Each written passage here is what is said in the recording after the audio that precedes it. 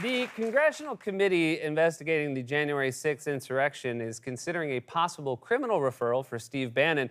And former President Donald Trump is basically telling Republicans not to vote in future elections. For more on this, it's time for a closer look. I don't have to tell you, the last 19 months of pandemic life have been a slog. You can just tell by looking at the before and after of this show. I mean, 19 months ago, I was in a suit and tie, laser focused on the day's top stories. Now I'm here going on tangents, dressed like an assistant manager at a Sprint store. Things have changed. People used to come up to me and say they loved the show. Now they ask me, what's Wally like in real life? Who told you you could write applaud for Wally on a card? I didn't. I didn't. This card wrote itself. Oh, boy. Oh, brother.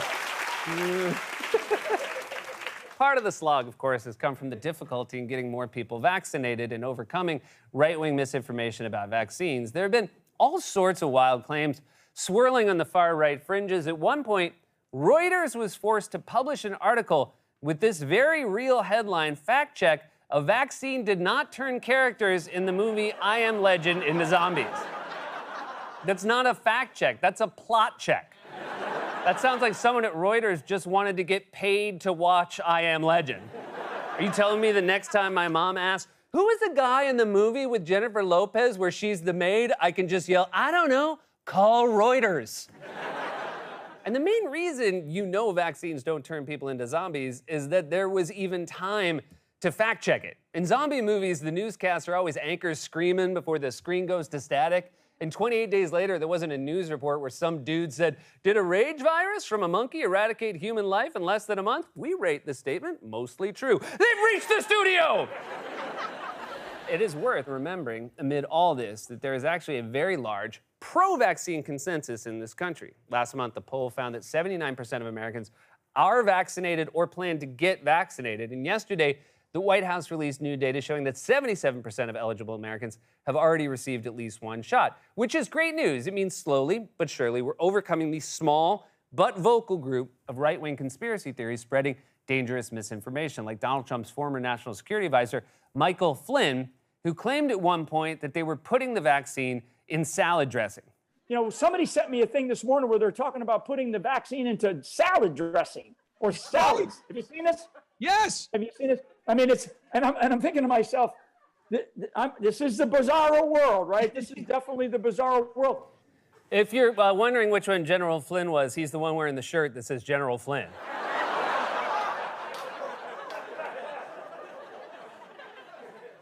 We live in a country where the former national security advisor starts his sentence with, somebody sent me a thing. That's what your grandpa says right before you have to change all of his passwords for him. Also, with regard to the salad dressing, I think you're misreading the label. The Valley is hidden, not the vaccine. Sal wrote that one. Also, if a vaccine could be effectively delivered via salad dressing, don't you think that's how we'd be doing it? People are afraid of needles. No one's afraid of dressing except that radish in the don't drown your food PSA. Anybody here born between 71 and 76? All right, great. Seriously, can you imagine how much higher our vaccination rates would be if the choice was a needle in the arm or a tablespoon of ranch? If my first shot was ranch, could my second one be Russian dressing? I'm asking because I just ate corned beef. Also, why does Flynn keep saying, have you seen this? It's hard to take these people seriously when they start using the cadence and catchphrases of stand-up comedians. It's like if Jay Leno got super into QAnon. Have you seen this? Have you heard about this? A secret group of Satan worshippers is controlling our government. I feel like the floor is really gonna fall out on a lot of these impressions. Because when it was just the crew, I'd say, that sounded like Jay Leno, right? And they'd be like, right away, Mr. Myers, you bet. It was like he was in the room with us, sir.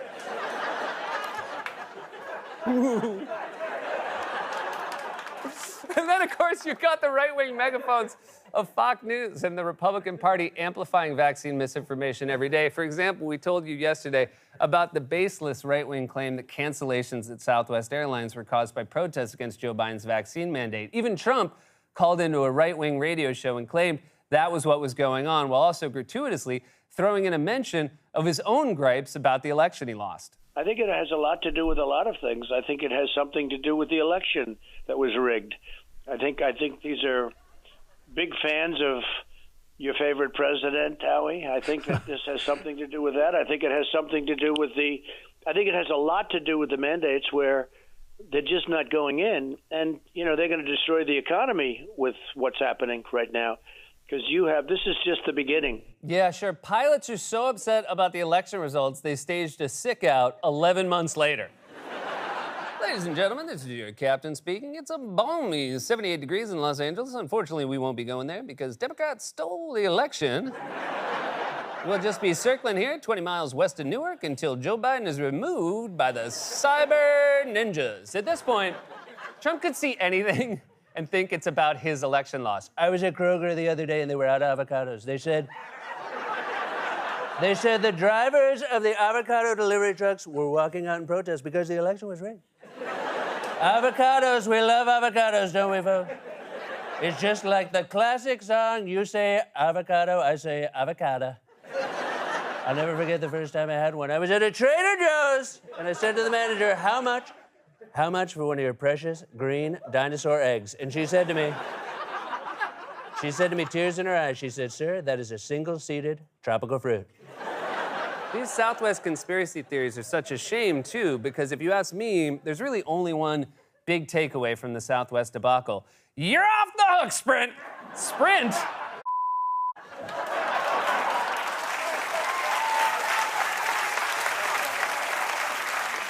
Sal, just ADR in Spirit for Sprint, and then take out You're off the hook, Spirit!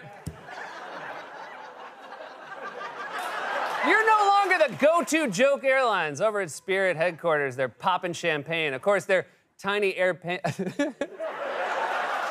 gonna take a second to get back on track, of course.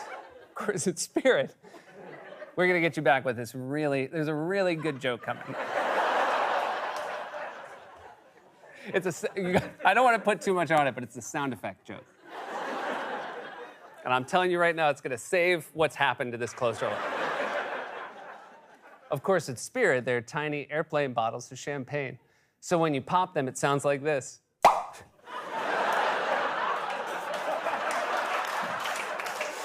Oh, gotta start listening to the sound effects before the show. Either way, Spirit is psyched. It'd be like if Five Guys got caught. It'd be like if Five Guys got... Either way, Spirit is psyched. It'd be like if Five Guys got caught selling horse burgers. Everyone at Arby's would be like, it's our time now! Anyway, what was I saying? The modern GOP is a maelstrom of authoritarian impulses and unhinged conspiracy theories? Well, sure sounds like something I'd say. For example, MyPillow CEO Mike Lindell was on Steve Bannon's podcast earlier this week and said he wants to get as many as 25 states to participate in his sham election audits to prove that Trump actually won. Getting all these states on board. We've got right now upwards of 9. I want to get at least 25 on board. And when I say before Thanksgiving, we are bringing the case to them before Thanksgiving, everybody. Now, whether they accept it or not is up to the Supreme Court. I really believe that it'll be 9-0 that they accept the case. And then when we bring it, all the evidence we dump it there.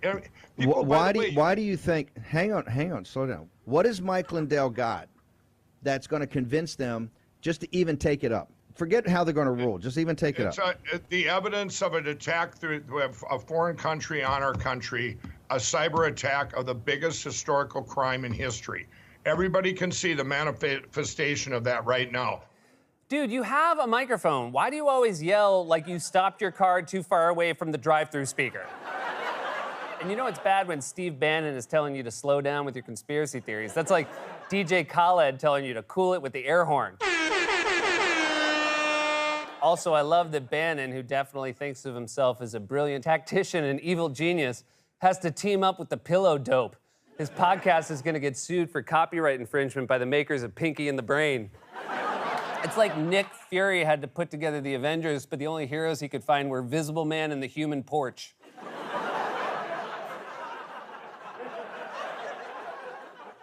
That one was mine. But I do appreciate Lindell's confident prediction that the Supreme Court is going to accept his case 9-0. It makes it extra fun to see him crash and burn. It's like if Babe Ruth had called his shot and then instead of hitting a home run, he struck out, barfed on home plate, slipped on the barf, farted, and split his pants. Although, who are we kidding? That definitely happened a few times, right? Also, why are you so intent on getting it done by Thanksgiving? You were saying Trump was going to be back in office by August. Now Thanksgiving's your new deadline? We're bringing the case to them before Thanksgiving so we can reinstate Donald Trump in time to eat some turkey and watch the Bears take on the Lions.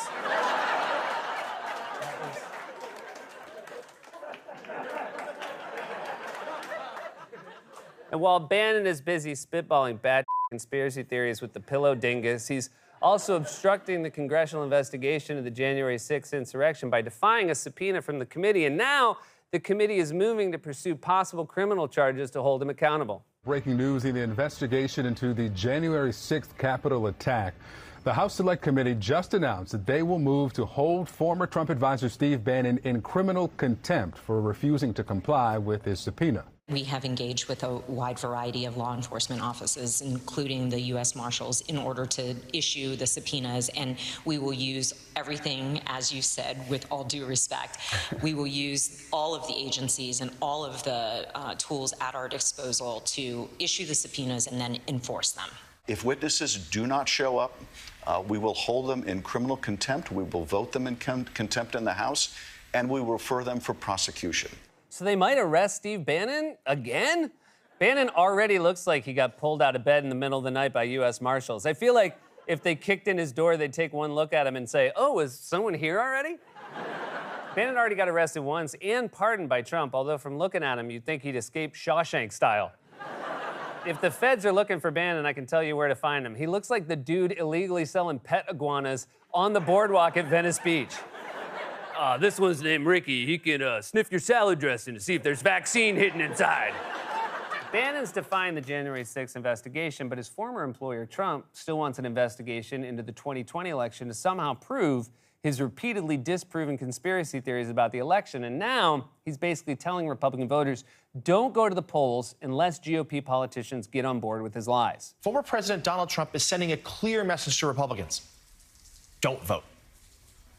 In a statement yesterday, the former president urged his supporters to focus on the last election instead, writing this: if we don't solve the presidential election fraud of 2020, which we have thoroughly and conclusively documented, Republicans will not be voting in 22 or 24. It is the single most important thing for Republicans to do. I do like that Trump is constantly making life difficult for Republicans who just want to use him to win power. Sorry, you guys bought a ticket on this train wreck and now you can't get off. It's kind of like when your spouse makes you go horseback riding and you say sure, thinking it'll take 20 minutes and not realizing it's a 3-hour trail with no lunch breaks and the horse hates you and stops every 15 minutes to take a dump. This is the GOP, a party obsessed with unhinged conspiracy theories. For example, earlier this week, South Carolina Senator Lindsey Graham made this totally incomprehensible claim about migrants crossing the southern border. We had 40,000 Brazilians come through the Yuma sector alone, headed for Connecticut, wearing designer clothes and Gucci bags. This is not economic migration anymore. People see an open America. They've taken advantage of us. I'm asking this in all sincerity. What the are you talking about? Brazilians headed to Connecticut with designer clothes and Gucci bags? Are you confusing the southern border with an episode of The Real Housewives? That sounded like a random string of nonsense words. You sound like Siri after someone dropped their iPhone in the toilet. Siri, what are the lyrics to We Didn't Start the Fire by Billy Joel? Designer clothes without the tags, Brazilians wearing Gucci bags. Thank you. The GOP saw the dangers of Trump and the whirlwind of lies and conspiracy theories around him and tried to use him to ride back into power, but now they're facing the consequences of that decision. Trump's acolytes are facing possible criminal charges for defying subpoenas, and Trump is still spreading. That seemed early? Was that maybe a little early?